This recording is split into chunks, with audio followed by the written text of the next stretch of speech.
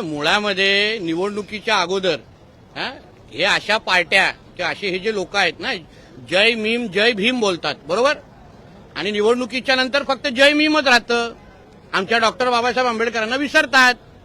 आमच्या संविधानाला कुठल्या संविधानाच्या कुठल्या पानावर नगरपालिकेमध्ये महापालिकेमध्ये नमाज पठण परवानगी आहे, हे डॉक्टर बाबासाहेब आंबेडकरांच्या लिहिलेल्या संविधानामध्ये कुठे परवानगी आहे ह्याचे जरा कागद दाखवा होते नि मला. तुम्ही तिथे विकास करण्यासाठी निवडून गेलेला आहेत की धर्म वाढवण्यासाठी निवडून गेलेला आहात? हे जिहाद नाही का? ह्याच्यातच विरोध आम्ही वारंवार करतोय ना. तुम्ही विकास करण्यासाठी अगर लोकप्रतिनिधी म्हणून लोकांनी तुम्हाला निवडलं असेल तर तुम्हाला नमाज पढण्यासाठी तुमच्या मस्जिदी आता बंद पडल्या आहेत का? तिथे टाळ्या लावल्या आहेत का की तुम्हाला महापालिकेमध्ये मग आम्ही उद्या आमच्या हिंदू राष्ट्रामध्ये मग आम्ही प्रत्येक महापालिकेमध्ये भगवद्गीता वाचायला सुरू करतो ना. मग हिरव्या सापांनी थोबाड उघडू नये. मग तुम्ही केलं तर चालतं आणि आम्ही केल्यावर मग देखो ये हिंदू मुसलमान कर रे. मग आता काय झालंय म्हणजे ह्यांचे शुक्रवारी पण सिलेंडर वरती येणार आणि दर दिवस पण येणार, हे कुठे लिहिलेलं आहे? एक लक्षात घ्या, माझ्या सिंधुदुर्ग जिथे मी पालकमंत्री आहे ना, अशा लोकांना असे धडे शिकवीन ते परत हात कापतील.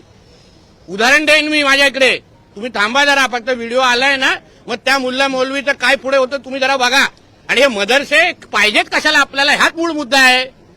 हे मदरसे आतंकवादीचे अड्डे आहेत, आतंकवादी घडवतात. कुठल्या, तुम्ही मला सांगा, कुठल्या इस्लामिक राष्ट्रामध्ये असे आम्ही मदरशाच्या सारखेच आम्ही कुठले हे शाळा उघडल्या आणि तिथे फक्त भगवद्गीता शिकवायला चालू केलं, हिंदू संस्कृतीचे धडे? ह्या लोकांना इस्लामिक राष्ट्रामध्ये परवानगी आहे का हो आम्हाला? मग आम्ही कशाला हे मदरशांचे हे लाड करायचे? कधी त्याच्यामध्ये हत्यार भेटतात, कधी मुलांना मारलं जातात. आमच्या हिंदू राष्ट्र तुम्हाला कुराण शिकवायचं ना, आहेत ना तुमच्या मस्जिदी, मदरसे कशाला पाहिजे तुम्हाला? माझी तर स्पष्ट भूमी आहे, त्याबद्दल मी मुख्यमंत्री साहेबांशी बोलणार आहे. महाराष्ट्रातले सगळे मदरसे बंद करून टाका. हे आतंकवादीचे अड्डे आहेत, आतंकवादी घडवतात त्याच्यात.